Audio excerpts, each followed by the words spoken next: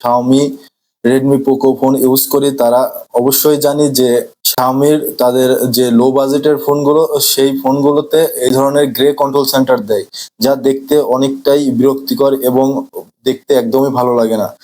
কিন্তু কিছু theme use করে এই ধরনের ট্রান্সপারেন্ট কন্ট্রোল সেন্টার অ্যাড করতে পারবেন। তো কিভাবে অ্যাড করবেন চলুন দেখিয়ে দেই। এর প্রথমে আপনারা আপনাদের থিম স্টোরে চলে যাবেন। থিম স্টোরে আসার পরে এই থিমটা ডাউনলোড করবেন। সুপার 26 এইটিকে ডাউনলোড করবেন। শুধু ডাউনলোড করবেন, অ্যাপ্লাই করবেন না।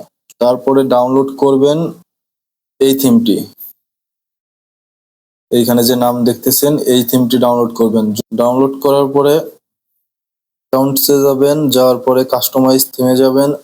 এইখান থেকে স্ট্যাটাস বারে যাবেন, স্ট্যাটাস বারে এই থিমটাকে অ্যাপ্লাই করে দিবেন।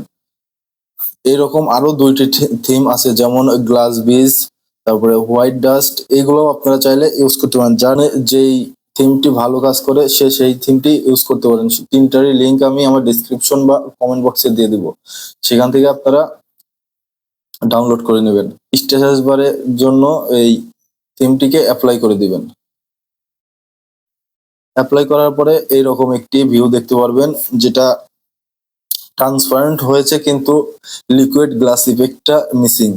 তো এর জন্য আপনার যেটি করতে হবে, ব্যাকে চলে আসবেন এবং মাই অ্যাকাউন্টে থেকে মাই অ্যাকাউন্টে চাপ দিয়ে এই যে থিমে চাপ দিবেন। থিমে চাপ দেওয়ার পরে এই যে সুপার 26 এই থিমটাকে কাস্টমাইজে চাপ দিবেন এবং শুধু সিস্টেম এটা সিলেক্ট করে অ্যাপ্লাই করে দিবেন। এই যে আমি শুধু সিস্টেম এটাকে সিলেক্ট করে অ্যাপ্লাই করে দিলাম। এটাকে অ্যাপ্লাই করার পরে দেখুন সুন্দর লিকুইড গ্লাস ইফেক্ট চলে এসেছে।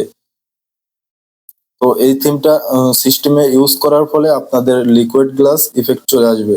এখানে যদি আমি নোটিফিকেশন গুলো দেখাই, দেখুন কত সুন্দর লিকুইড গ্লাস ইফেক্ট ভালোভাবেই কাজ করছে। এটি কিন্তু একদম লো বাজেটের ফোন। আমি যে ফোনে এটি ইউজ করছি এটি হচ্ছে Redmi Note 13। এই থিম গুলো ইউজ করে আপনি আপনার বোরিং গ্রে কন্ট্রোল সেন্টার গুলোকে এই ধরনের লিকুইড কন্ট্রোল সেন্টারে পরিবর্তন করে নিতে পারেন।